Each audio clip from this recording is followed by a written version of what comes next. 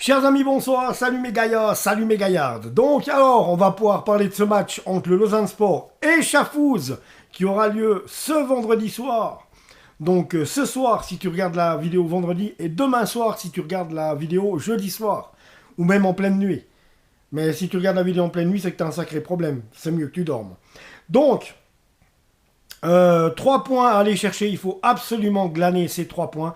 Je l'ai dit et nous le pensons tous, ce mois de mai va être crucial. Il faut absolument, avant d'aller à Yverdon, gagner ce match face à Schaffhouse. On est quasiment obligé de se mettre en tête de gagner à chaque fois les matchs parce que très honnêtement, c'est marche ou crève dans cette Challenge League. C'est celui qui perdra le plus qui... Bah, c'est logique, tu me diras. Mais disons que, parce qu'on n'a jamais vu une équipe perdre... faire les bons résultats, hein, si tu perds, tu perds.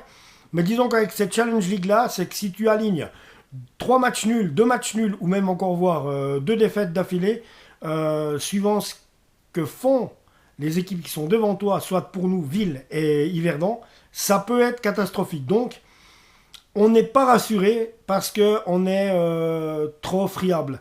La défense est trop friable. Le milieu de terrain a de la peine à s'organiser avec les attaquants, comme on l'a vu le week-end passé, à faire les transitions pour pouvoir transmettre des ballons aux attaquants. Brighton Labo a été mis assez en difficulté, il n'a pas reçu les ballons qu'il aurait voulu. Nos milieux de terrain ont des fois pas trouvé, mais justement pas trouvé nos attaquants et il y a eu beaucoup de déchets dans l'action, je dirais, qui part depuis le milieu de terrain jusqu'aux 16 adverses. On n'arrive pas à vraiment bien passer les ballons. Bah, c'est ce qui s'est passé le week-end passé. On n'arrive pas à vraiment alimenter les attaquants en ballon. En tout cas, la semaine passée, ça a été comme ça. Pourtant, on a vu que Lausanne, des fois, était capable de pouvoir justement faire du bon jeu et se trouver magnifiquement, que ce soit les latéraux qui trouvent magnifiquement les attaquants qui sont bien synchrones arrivés au centre. Et il y a eu un peu plus de ce problème-là, c'est que souvent les centres chez nous n'aboutissent pas. Et c'est ça un petit peu qui nous crée des problèmes. Et avoir aussi pouvoir négocier mieux nos corners, ça serait aussi une chose. Mais surtout, ça serait la rapidité d'exécution, motivation, grinta, on la sent. Il n'y a qu'à regarder les joueurs, on la sent, ils ont envie de faire bien. Mais bien souvent, ils sont perdus.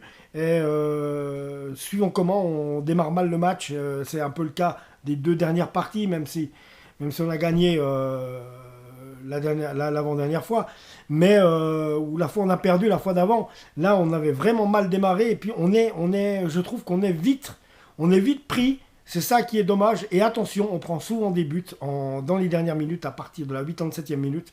C'est exactement ce qui nous est arrivé le week-end passé et justement c'est dommage. Donc voilà.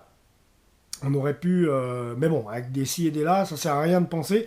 Demain, Lausanne Sport Schaffhouse, avec un FC Schaffhouse 7ème, qui va vouloir faire mieux que ça. Et on le sait, on s'est fait avoir sur la pelouse de l'avant-dernier la semaine passée. On le sait face à Vaduz, sauf que Vaduz a changé d'entraîneur et que justement, cette nouvelle dynamique donnée par l'ancien joueur de Vaduz, ça y est, le nom, je l'ai sur le bout de la langue, mais bien sûr, j'arrive plus à vous le ressortir. Bref, leur nouvel entraîneur, il a complètement changé la dynamique et c'est plus le même Vaduz qu'en début de saison. Le Vaduz qui a coulé corps et bien et qui certainement va se sortir de la turbulence maintenant. Xamax coule corps et âme, c'est fini pour eux. Yuli Forte est à leur chevet. Ça, c'est la bonne nouvelle pour un club roman, donc voilà. Et autrement, pour en revenir à Schaffhouse, attention, parce que si on a eu de la peine contre le 10e, on peut très bien avoir de la peine contre le 7e.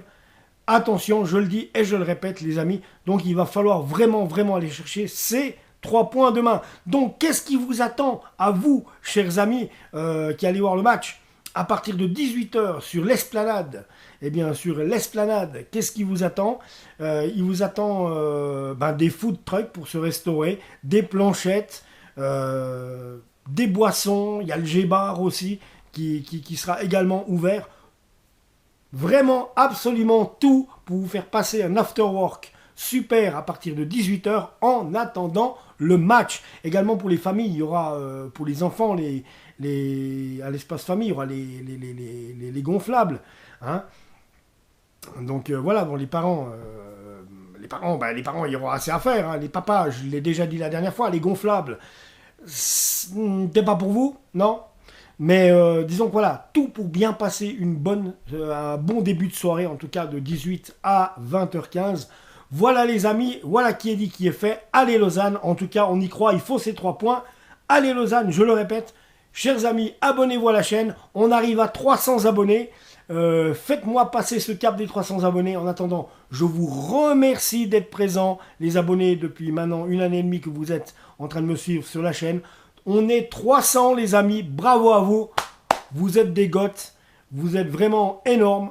Donc continuez comme ça. Je vous embrasse. Abonnez-vous à la chaîne, c'est gratuit. Et on se retrouve tout bientôt pour le débrief. Ciao.